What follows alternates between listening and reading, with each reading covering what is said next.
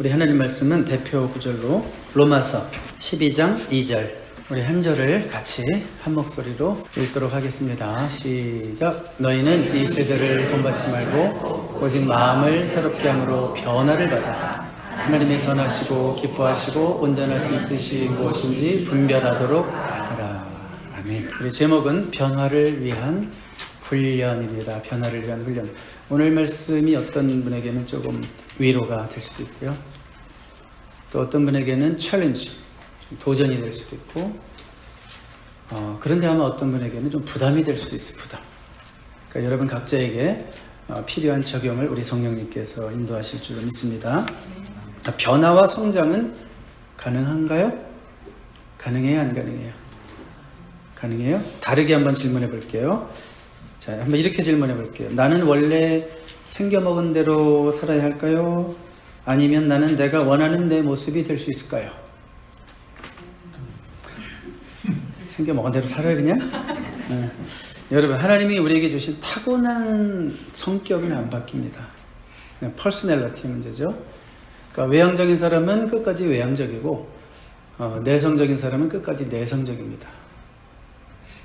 그러니까 퍼스널리티, 타고난 성격은 바뀌지 않지만 우리 어떤 캐릭터 문제에 있어서 캐릭터, 잘못 형성된 캐릭터, 성장하면서 잘못 배운 것들, 거짓되게 배운 것들, 이런 캐릭터는 고침받아야 된다면 고침받아야 되고 변화받아야 되는 거죠. 오늘 우리가 읽은 말씀 보면 마음을 새롭게 함으로 변화를 받아. 명령형 맞죠? 한번 다음 스크린 보세요. 마음을 새롭게 함으로 변화를 받아. 수동 명령형이라는 게 좀 특이하긴 해요. 그렇죠? Be transformed. 그러니까 내가 변한다고 그래서 변하려고 결심한다고 그래서 변하는 건 아니다 라는 건 생각해야 돼요. 그렇지만 분명히 변화를 받아 라고 우리에게 말씀하십니다. 자, 명령을 주셨다면 변화가 가능하다는 얘기죠. 우리 주님께서 가능하지 않은 명령을 주실까요? 너네 불가능한 건 알지만 변화를 받아 이러실까요?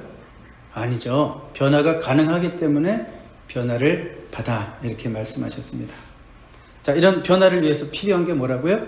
변화를 위한 오늘 제목 변화를 위한 훈련. 집중 안 하시는 분도 있나 봐요. 자, 변화를 위한 훈련이 필요하다고 말씀하시는데 한번 성경 두 군데만 찾아볼게요. 디모데전서 4장 7절 먼저 읽어봅니다. 시작. 망령되고 허탄한 신화를 버리고 경건에 이르도록 내 자신을 연단하라. 그 영어로 좀 쉽게 하면 train yourself 이렇게 되어 있죠. 내 자신을 연단하라, 훈련하라. 또 고린도전서 9장 27절도 한번 같이 읽습니다. 시작. 내가 내 몸을 쳐 복종하게 함은 내가 남에게 전파한 후에 자신이 도리어 버림을 당할까 두려움이로다. 여기도 보면 I discipline my body, training 이런 표현도 있습니다. 자, 그러니까 분명히 성경은 우리에게 성장을 위해서 변화를 위해서 훈련이 필요하구나라는 것을 말씀하고 있습니다. 특별히 우리가 여기 지금 고린도전서 9장을 읽었는데 이 고린도전서 9장의 문맥이 9장 24절부터 27절까지가 한 문맥이거든요. 근데 거기서 보면 바울은 운동선수처럼 훈련하라 그런 얘기를 하고 있어요. 그러니까 어떤 운동을 얘기하냐면 마라톤. 그 당시 이미 바울이 편지를 쓰는 시대에 그 지역에 뭐 그리스 지역이라든지 그런 쪽에 이뚜미안이라고 하는 어떤 뭐 한국으로 따지면 전국체전이고 세계적으로 따지면 올림픽이고 이런 대회가 있었단 말이에요. 그래서 그때 나가는 마라톤 선수들에게 혹은 이 권투, 격투기 막 검투사도 있지만 막 주먹으로 싸우는 사람들에게 허공을 치지 말고 다른 박질하는 자가 목표를 갖고 달려야 되고 막 이런 얘기를 하고 있어요. 자, 그러니까 운동선수의 비유를 하고 있어요. 운동선수에게 필요한 게 뭐예요? 훈련 잘못 받으면 한국에서도 보니까 뭐 태릉 선수촌에서 막 쫓겨나고 그러던데 훈련을 철저하게 받아야 되는 거죠.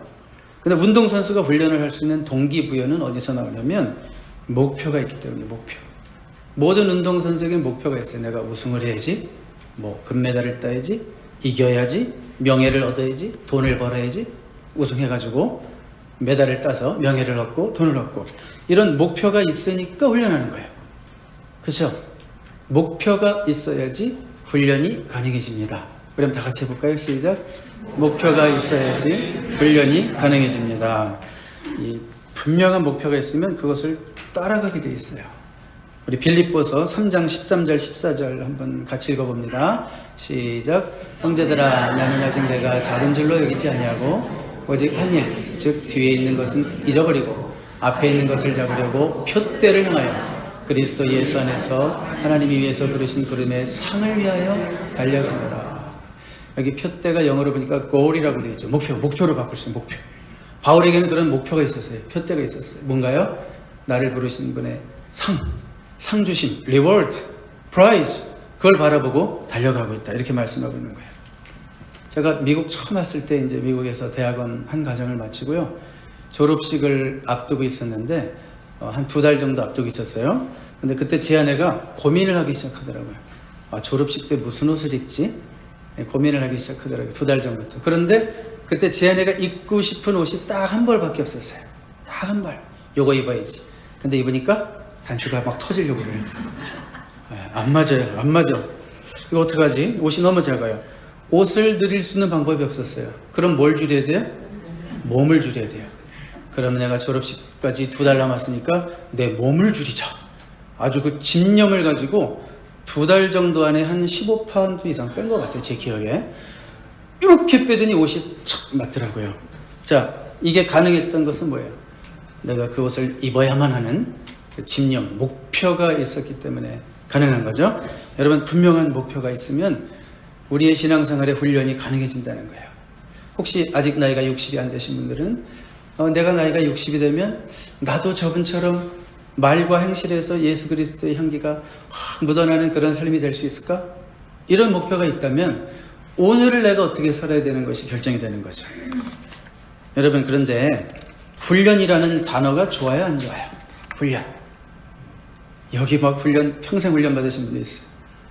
군생활 하시고 경찰 하시면서 여기도 계시고. 훈련이라는 건 힘들잖아요. 근데 사실은 영적 훈련에 대한 오해 가운데 하나가 뭐냐면 훈련은 늘 힘들 거다라고 생각하는 오해도 있어요. 물론 힘든 훈련도 있죠. 뭐 철인 3종 경기를 내가 나간다. 철인 3종 경기. 얼마나 힘들겠어요. 근데 훈련이 항상 힘든 것만 아닙니다. 훈련도 훈련 나름이에요. 만약에 여러분 짜장면 먹기 대회가 있다. 훈련해야 된다. 하루에 한 번씩 짜장면 먹어야 돼. 그러면 그거 당뇨 없는 사람이라면 즐거워요, 안 즐거워요? 당뇨 있으면 어때? 또 약 먹고 먹지 뭐. 그러니까 훈련도 훈련 나름이죠. 자장면 먹기 대회. 와, 이거 훈련하는 거야. 매일 훈련. 그럼 즐거워요, 안 즐거워요? 짜장면 싫어하는 사람 빼놓고 즐겁겠죠? 네, 그러니까 훈련이 힘들다. 훈련, 교회 오면 맨날 훈련. 부담스럽다. 그렇게만 생각할 건 없지요. 기뻐하는 훈련. 보람 있잖아요. 남을 섬기는 훈련. 내가 남을 섬기면서 도와주면서 야, 내가 지금 예수님을 닮아가고 있구나. 이런 보람이 있잖아요. 성경 읽는 훈련. 또 이번 주 읽을 거 채워야 되고 이런 마음이 아니라 기대감을 가지고 야, 오늘은 또 하나님께서 나에게 어떤 말씀으로 말씀하실까? 이런 기대감을 갖는다면 성경 읽는 훈련도 즐거울 수 있겠죠? 기도하는 훈련. 다른 거 다 해도 내가 기도는 못해. 이런 분도 있겠지만 찬송가 가사에 보니까 내 기도하는 그 시간, 그때가 가장 즐겁다. 훈련도 즐거울 수 있구나. 기도하면 응답하시는구나. 기도하면 주님이 들어주시는구나. 내 이 속사정 사람들한테 얘기할 수는 없어도 주님한테는 다 얘기할 수 있구나. 기도하면서도 즐거울 수 있죠. 여러분 한번 같이 따라해 볼까요? 훈련도 즐거울 수 있다.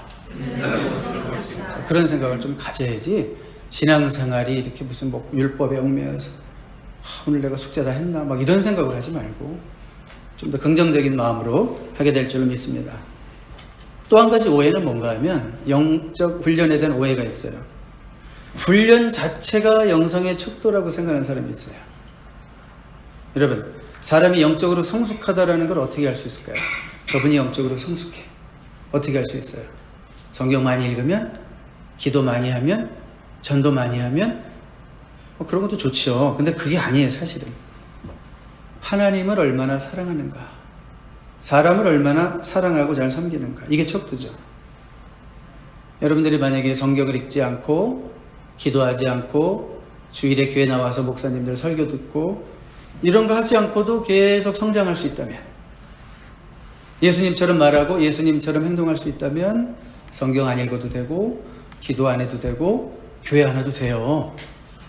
근데 그게 안 되니까 성경 읽고 하나님 사랑하고 싶어서 더 잘 섬기고 싶어서 교회를 잘 섬기고 싶어서 성경도 읽고 기도도 하고 설교도 듣고 자극도 받고 도전도 받고 그러는 거예요. 자, 그러니까 요점이 뭐예요? 영적 훈련 자체가 영성의 척도는 아니라고요. 기도하고 있어나 나 성경 읽고 있으니까 됐어가 아니라 결국은 성경 읽고 기도함을 통해서 내가 변해져. 변하지 않으면 어떻게 되는지 알아요? 완고해져요. 계속 고집만 생겨요. 그러니까 신앙생활을 오래 할수록 고집만 커가는 사람이 있어요. 신념이 강화되고. 왜냐하면 말씀을 통해서 내가 변하는 게 아니라 내가 이것도 지켰고 저것도 지켰고 이걸 10년 지켰고 20년 지켰고 해봤다는 것 때문에 자기 아집과 고집과 교만만 쌓이는 게 신앙생활이 될 수도 있어요. 그러니까 영성훈련 자체가 영성의 척도는 아니에요. 아시겠죠? 어떤 여자분이 속으로 결심을 했어요. 오늘은 내가 한마디도 안 하고 지내야지. 이걸 뭐라 그래요? 침묵 사역이라고 그러죠? 캐톨릭 같은 데서는 피정훈련 이런 거 많이 하는데, 오늘 하루 종일 내가 말하지 말아야지. 그래도 애들은 또 밥은 헤매게 되니까 장 보러 갔어요. 시장 보러 가서 이것저것 장 보고 막 왔다 갔다 하다가 어떤 앞에 있는 사람이랑 자기 실수로 꽝 부딪혔어요. 그 사람이 그냥 넘어지면서 거의 다칠 뻔했어요. 그러면 어떻게 해야 돼요? 아이고 죄송합니다. 제 실수로 이렇게 잘못했습니다. 아이고 죄송합니다. 괜찮으세요? 이래야 되는데 입 싹 닫고 그냥 지나갔어요. 왜 그랬을까요? 자기 뭐하고 있으니까 지금? 침묵 훈련하고 있으니까. 나 한마디도 하면 안 되니까. 이게 맞아요? 틀려요? 이게 얼마나 잘못됐어요? 이런 신앙생활 하는 사람이 있어요. 나 성경 읽었으니까 여전히 누군가를 미워하고 있어요. 나 기도하니까 여전히 내 마음에 고집이 있어요. 그럼 뭐하러 해요? 뭐하러 성경 읽고 뭐하러 기도해요? 제가 오죽하면 예전에 뭐라고 그랬어요? 제발 좀 교회 좀 자주 나오시지 말라고. 변하지 않을 거면. 예전에 10년 전에 그런 얘기 막 했잖아요. 왜 평생 교회를 다니는데 그 고집이 왜 이렇게 또 완고해지고 왜 그 모양이냐고. 왜 자아가 죽질 않느냐고. 침묵 훈련을 제대로 했다면 그 순간에 바로 그리스도의 성품이 드러나야죠. 야, 내가 잘못했구나. 내가 이렇게 늘 실수하는 사람이구나. 죄송합니다. 잘못했습니다. 이렇게 사과하는 게 옳죠. 왜 침묵 훈련을 해요? 예수님 닮아가려고 하는 거 아니에요? 필요할 때 말하고 필요 없을 때 말하지 않고. 자, 그러니까 그 영적 훈련 자체가 영성의 척도는 아니에요. 내가 진짜 이런 모든 훈련들을 통해서 진짜 예수님을 닮아가고 있느냐가 드러나야 돼요. 가끔 교회 안 다니는 사람들이 그래서 교회 다니는 사람들 싫어하는 이유가 그거죠. 교회는 뺀스를 다니면서 집에만 오면 그냥 남편 고박하고 말이야. 그냥 신앙생활을 열심히 하는 것 같은데 쇼핑은 더 하고. 쇼핑할 때도 있지만 하여튼 열심히 교회에서는 충성하는 것 같은데 삶에는 변화가 없어. 그거 아니라는 거예요. 그러면 진짜 좋은 훈련을 위해서 우리가 어떻게 될 것인가, 제가 두 가지 조언을 말씀드리면서 이제 말씀의 후반부로 넘어가도록 하겠습니다. 여러분, 훈련 받아야 되겠죠? 분명한 건 성경이 우리에게 훈련이 필요하다고 그랬으니까. 첫 번째로 영적 훈련에 방해가 되는 것들을 제거해야 돼요. 우리 다음 구절 한번 보겠어요. 마태복음 13장 22절 같이 읽습니다. 시작. 가시떨기에 뿌려졌다는 것은 말씀을 들으나 세상의 염려와 재물의 유혹에 말씀이 막혀 결실하지 못하는 자요. 하나님의 말씀이 막 들어옵니다, 우리에게. 근데 그 말씀이 결실을 못 맺어요.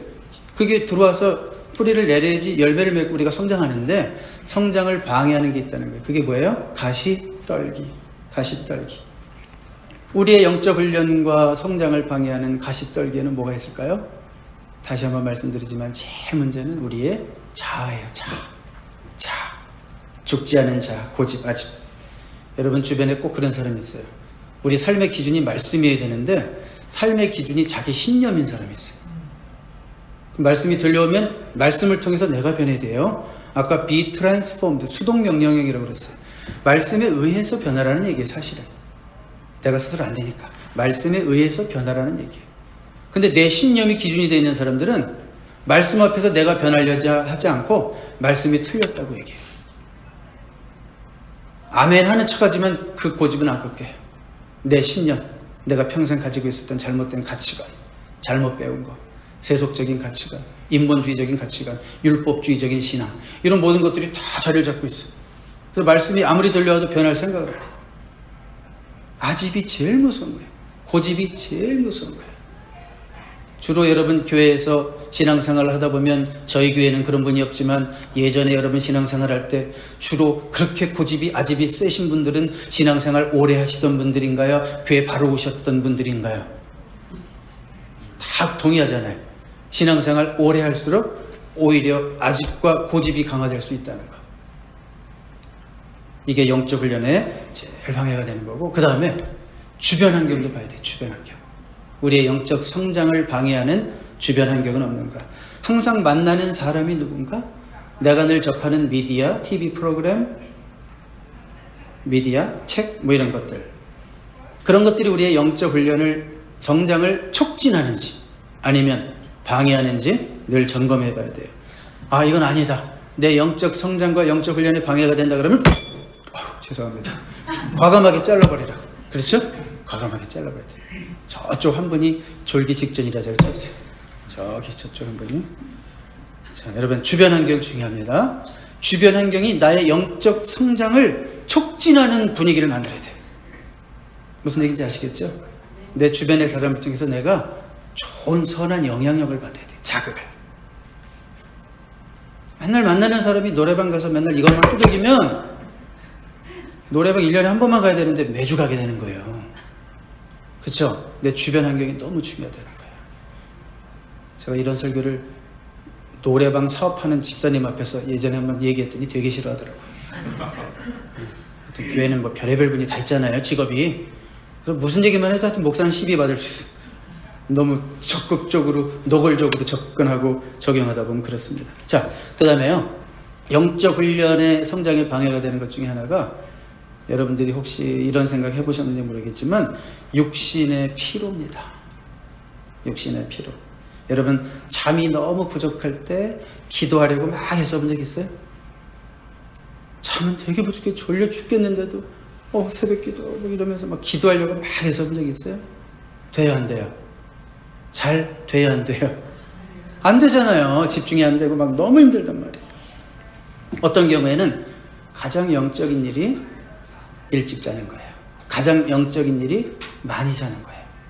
우리의 육신을 힘들게 하면 안 돼요. 우리 주님 성령이 거하시는 성전이잖아요. 우리 성전을 혹사시키면 여러분 벌써 잠이 부족하면 말씨가 사나워지는 사람이 있어요. 그렇죠? 저분은 배고파지면 말씨가 사나워져. 저분. 하여튼 우리 육신을 이렇게 가혹하게 다루면 막 배고파가지고 성질내고 잠 못 잤다고 자기는 모르는데 남들이 보니까 왜 이렇게 싸납고 얼굴이 그냥 싸납고 막 이렇게 웃음도 없어지고 왜 저렇게 됐을까? 잠을 못 자서 그래. 신경이 날카로워진 거야. 자기도 모르게.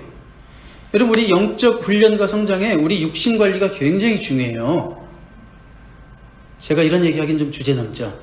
지난주 가가지고 막 침을 엄청 맞고 피를 빼고 뭐 이러면서 지 관리도 못하면서 하여튼 이런 얘기할 자격은 별로 부족한 사람이긴 하지만 거기다가 막 또 스킨케어 받아가지고 여기 딱 찌가지고 지금 난리 났어요. 몸이. 그런데 원리는 원리죠. 저도 노력하는 사람이고 여러분도 노력하는 사람이고 우리 육신 관리를 잘못하면 이게 우리의 영적인 부분까지 침투해요. 그래서 여러분 최대한 우리 몸 관리를 잘 해야 되고 피곤하지 않게 해야 되고 주일날 교회 오기 전에 토요일날은 어떻게 지내야 될까요? 주일날 예배 드릴 때 피곤하지 않도록 특별히 장거리 여행 와주셔서 피곤하신 분들 외에는 피곤하지 않도록 토요일에는 항상 일찍 자야 돼요. 저는 노골적으로까지 얘기하죠. 여러분 젊은 부부들 토요일날 제발 부부관계 하지 마세요. 과로하지 마세요. 주님 앞에 주일날 예배하는데 집중을 방해하는 신체의 컨디션을 만들지 마세요. 그런 거예요. 굉장히 중요한 거예요. 우리의 영적 성장을 위해서 너무 이렇게 대단한 거 생각하지 말고 오늘 내가 하루 내 몸 관리 잘해야 되겠다. 그랬을 때 벌써 틀려지는 거예요. 자, 영적 훈련에 방해가 되는 것들 무엇인지 생각해 보세요. 그걸 제거해야 되는 거예요. 뭐 그거 한다고 다 되는 건 아니지만 성경이 우리에게 훈련하라고 했으니까. 그래도 넘어지고 또 안 돼가지고 예수님, 주님의 십자가밖에 없습니다. 또 붙들고 와야 되고 천부에 의지 없어서 손들고 옵니다. 이렇게 해야 되는 게 우리지만, 그렇지만 천부에 의지 없어서 손들고 옵니다. 그것만 의지하면서 맨날 방탕하게 살 거예요? 그건 아니잖아요. 그러니까 성경이 훈련하라고 하신 대로 우리 자신을 훈련해야 돼요. 그러기 위해서 방해물들을 제거해야 된다는 거고. 마지막으로 훈련을 위한 조언이에요. 모든 때가 훈련의 때임을 알아야 돼요. 뭐라고 그랬습니까?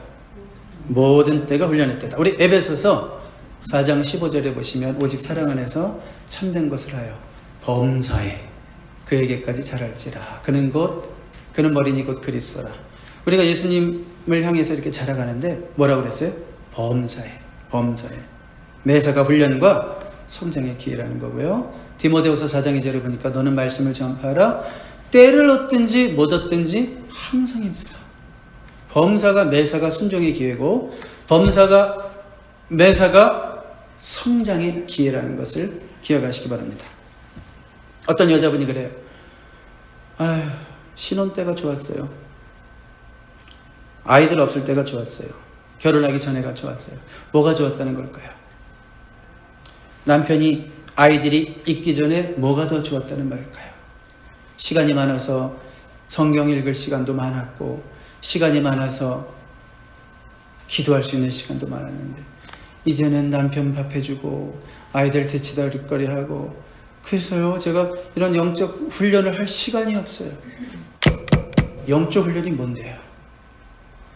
지금 이 순간 남편에 대해서 인내하고, 변하지 않는 남편, 그렇게 기도해도 변하지 않는 남편에 대해서 인내하고, 그 자녀들이 그냥 커요?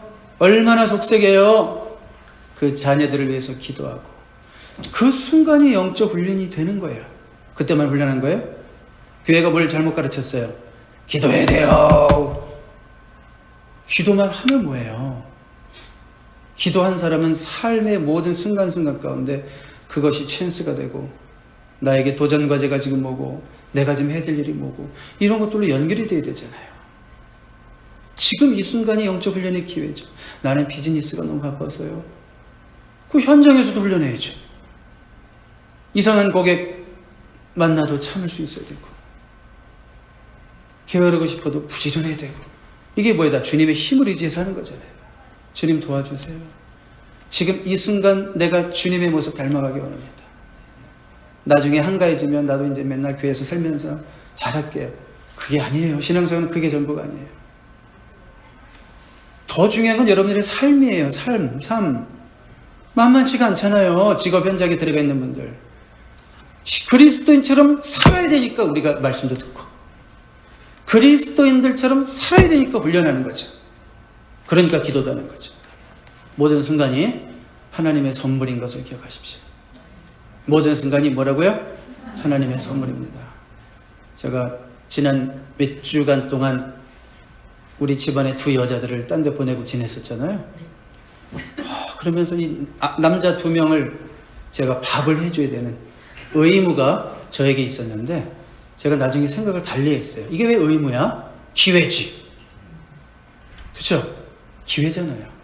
좀 있으면 이제 독립해가지고 다 나가버릴 텐데, 이놈들. 다 20이 넘었는데 지금 있을 때 잘해야지. 아이들과 좀 더 함께 할 수 있는 기회, 대화할 수 있는 기회라고 생각하니까 그 시간이 선물로 느껴지더라고요. 힘들지 않았다는 얘기가 아니에요. 안 해본 거 하려니까 아주 진짜 힘들었어요. 그렇지만 그게 기회라는 거예요. 여러분, 우리 삶의 모든 순간은 하나님이 주신 선물이고 기회고, 그 순간을 통해서 내가 성장해야 될 포인트가 있어요. 지금 이 순간이 아무리 힘들어도, 혹은 어떤 사람 좀 지루해도, 어떤 사람 너무 성가시러도, 인간관계 때문에 힘들어도, 경제적으로 어려워도, 건강이 안 따라줘도, 모든 그 순간순간이 성장의 기회임을 잊지 마십시오. 이것을 알아야지 진짜 성장해요. 이걸 알아야지 지금 이 순간이 귀해요. 낭비하지 않아요. 여러분, 오늘 교회 나온 이유가 뭐예요? 이런 말씀을 들었으면 한 주간 이제 성장의 시간들이구나. 주일 1시간 예배 떼었으니까 내 맘대로, 이게 아니죠. 이제 내가 예배하고 배웠고 말씀을 통해서 들었고 도전 맞았으면 이제 한 주간 내가 어떻게 살아야 될지가 정해지는 거예요. 성장이 있기를 주님의 이름으로 축복합니다. 우리 찬양곡 드릴게요. 모든 순간순간마다 주의 종 되기 원해. 제가 시작하면 같이 들어옵니다. 내 입술의 말과 나의 마음의 묵상이 주께 연락되길 원하네. 내 입술의 말과 나의 마음의 묵상이 주께 연락되길 원하네. 우리 처음부터 내 입술의 말과 내 입술의 말과 나의 마음의 묵상이 주께 연락되길 원하네. 내 입술의 말과 나의 마음의 묵상이 주께 연락되길 원하네. 내 반석 나의 구원자 내 반석 나의 구원자 나의 노래할 이유 주님 눈에 축복되길 원하네. 모든 순간순간마다 주의 종 되기 원해. 주님 눈에 축복되길 원하네.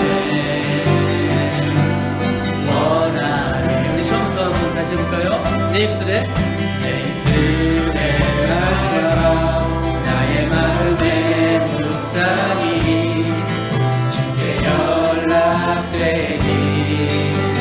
원하네. 내 입술의 말과 나의 마음의 묵상이 주께 연락되길 원하네. 내 반석 나의 구원자 내 반석 나의 구원자 나의 노래할 이유 주님 눈에 축복되길 원하네. 모든 순간순간마다 주의 종 되길 원해. 주님 눈에 축복되길 원하네. 내 반석